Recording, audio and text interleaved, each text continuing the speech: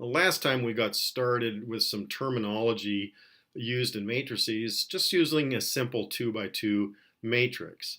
Today we're going to open up the terminology in a full-sized matrix, or what I should say, an arbitrarily sized matrix. We could talk about 4 by 4s or 4 by 5s or 20 by 30 matrices, but what we'll do instead is generalize the row and the column notation as being m or n. So the integer m will represent the number of rows in a matrix, and the integer n will represent the number of columns.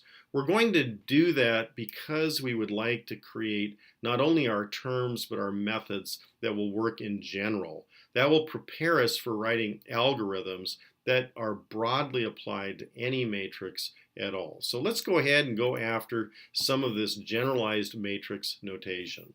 Here is now a full-scale generalized matrix. We have, again, we're calling it a capital letter, using capital A to denote it. We're using little a's to represent the elements in the matrix, and we're subscripting the elements through the row and the column number to denote where that element is located. Another way to write that would be using this parenthetical expression by saying A consists of its elements aij, where I can freely run from 1 to the number of rows m, and for each of those locations, j also can independently and freely run from the number 1 up to its columns, n. So this expression is identical to writing out in its all fully gory detail, and that's sometimes a little bit easier. It's also handier to write algorithms in terms of subscripted variables when you're doing your pseudocode. It's nice and compact and allows for a clean pseudocode first run at an algorithm. You will need to then change that notation when you go to MATLAB, because MATLAB doesn't use subscripts. It uses parentheses to define these arguments, but it's a pretty easy change to make. Let's go ahead and define some terms. Here again is our arbitrary matrix A.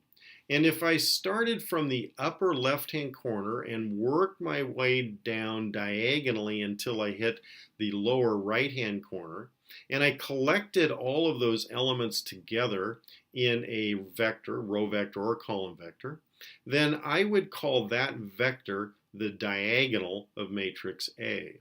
I might also call it the major diagonal. The reason I might distinguish there, calling it a major diagonal, is because there is also a minor diagonal that works from the lower left-hand corner up to the upper right-hand corner. Now that, what we call minor diagonal, doesn't occur with as much frequency, or isn't needed as much with as much frequency as the major diagonal, and therefore if we just use the term diagonal, we mean this major diagonal. If I took those elements that I've formed on the major diagonal and added them up, I would call that the trace of matrix A. I could use this notation down here, where I use a sum sign adding from I equals 1 to n all the matrix A elements such that the row and the column positions are the same, which is why I say A sub I. So that sum is a scalar, and we call it the trace. If you want to use the MATLAB function, then you would use the term trace of A. Let's take a look at another special matrix. It's called a diagonal matrix. The reason it's called a diagonal is because every single element that is not on the major diagonal is necessarily 0. Everything above the major diagonal and to the right is 0. Everything to the left and below the major diagonal is 0. The elements on the major diagonal can be positive, negative, or 0. So we call this a diagonal matrix if it looks like what you have here. If all of these diagonal entries turn out to be 1, then we will call it the identity matrix. That's a really important matrix. It has not only theoretic value, but it has computational value too, and we'll see that MATLAB even gives you a function to be able to create it. Mathematically, you might call that I sub n, n indicating the number of rows. More than often in the textbooks, they're just going to use I and leave off the n because it's usually clear in context what the row and column dimensions are. But if you're going to create such a matrix in MATLAB, you'll use the EYE function and pass it the row and column dimension, which of course have to be the same, which is why there's only one value listed there in the argument list.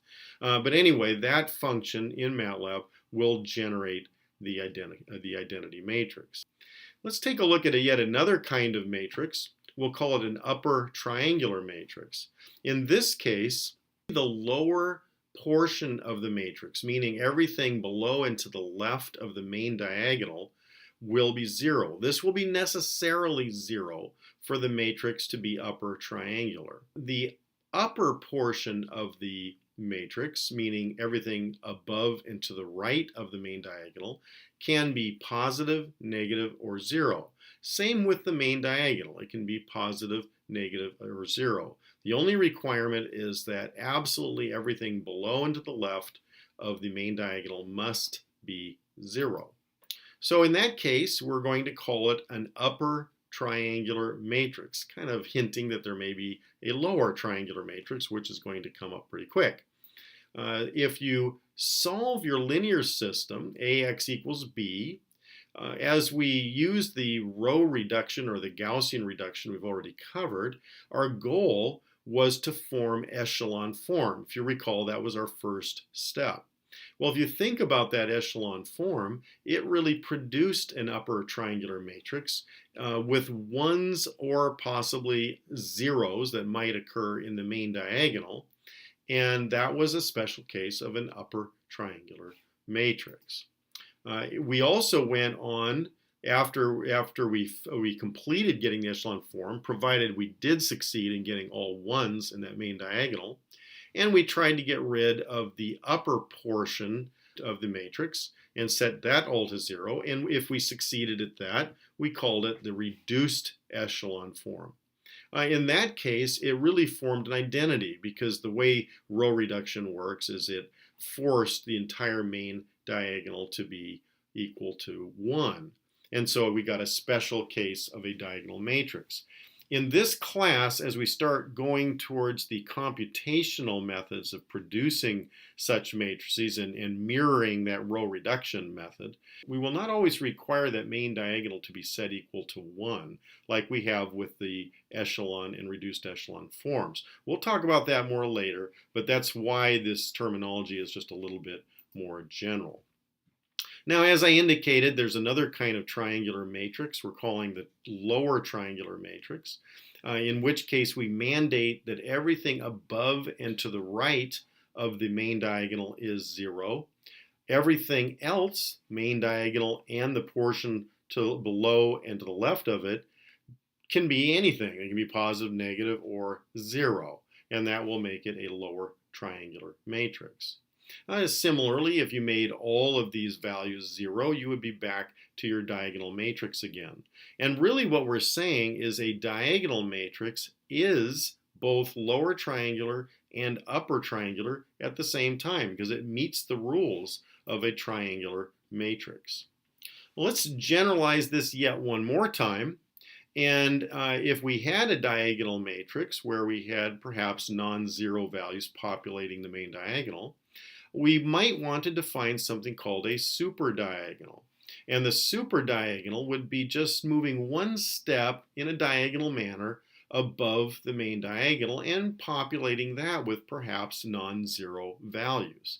And we would do the same thing one step below the main diagonal, and we'll call that the subdiagonal.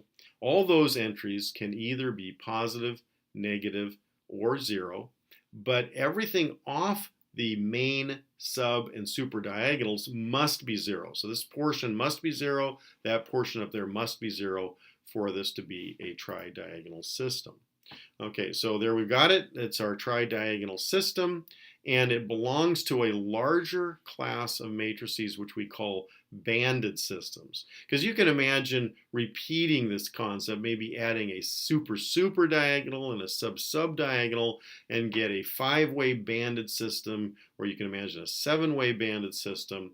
And these do have applications, particularly as we solve differential equations at the end of the course. So all this terminology is going to come back to us and be used in very useful and important computational systems.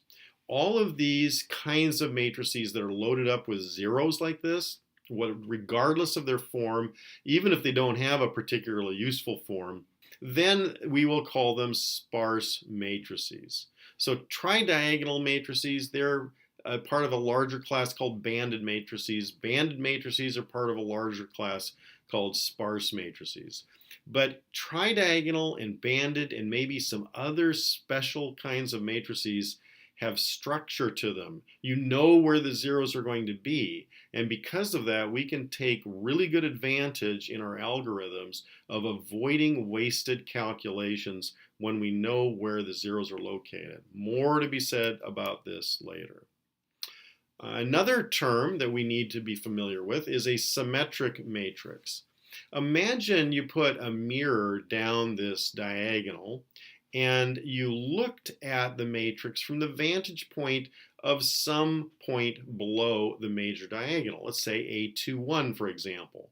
Well, the mirror would cause you to get a reflection of yourself in this A12 position. And if that occurred, meaning if these two values were identical, then, if those two were identical and it were true also for all the other mirrored location, then we would call this matrix symmetric. Okay, another way you could think of a symmetric matrix is if you just spun it around this diagonal location. If you put like a bar down here and you just rotated it once so it was flipped over, if it turned out that it didn't matter, that the values came out the same, then that would be a symmetric matrix, just a different way to say the same thing. The mathematical way to say it is that each element Aij is equal to its counterpart Aj, or more formally, you could say that matrix A is symmetric if each of its terms Aij, regardless of where it's located, if for all of those Aij's, the Aij equals Aj, that's kind of a mouthful, then it's symmetric. So this upside down A means for all. And so we're just saying it doesn't matter what index you're talking about, the mirror image, or let's say flipping the order of the indices, results in the same value. Note also, we're not only talking about symmetry here, but to make this work, we need a square matrix, which is why the number of rows and number of columns is the same. So where does this come up? Well, symmetric matrices have wide uses, but they certainly have uses in data fitting, particularly regression. They're used in analysis of variance and other general linear models that are used in statistical modeling. So let's take a look at a related concept. Let's suppose you just had any matrix. It might be symmetric, it might not be symmetric. Notice I made this matrix deliberately non-square, so it could be a rectangular matrix. But if you flip this matrix over again on its diagonal, then that flipped version is called the transpose. Now, because I'm no longer requiring this matrix to be square, it means that if you had a short and wide matrix, it would become deep and narrow by the time you flipped it over. So the number of rows on the transpose version is the number of columns on the previous matrix, and vice versa. Again, this is the mathematical way of writing that down. And an easier way of writing it down is to say that B is the transpose of A if you take B transpose and it equals A. So there we go. We finish up again for this section. We still have some more to do with terminology. We haven't talked about rank yet. We still need to talk a bit about invertibility and whether a matrix is singular or not, and also the impact on calculations that we're going to have. And we're going to do that, and then we'll really be prepared for facing some numerical algorithms using matrices. See you next time.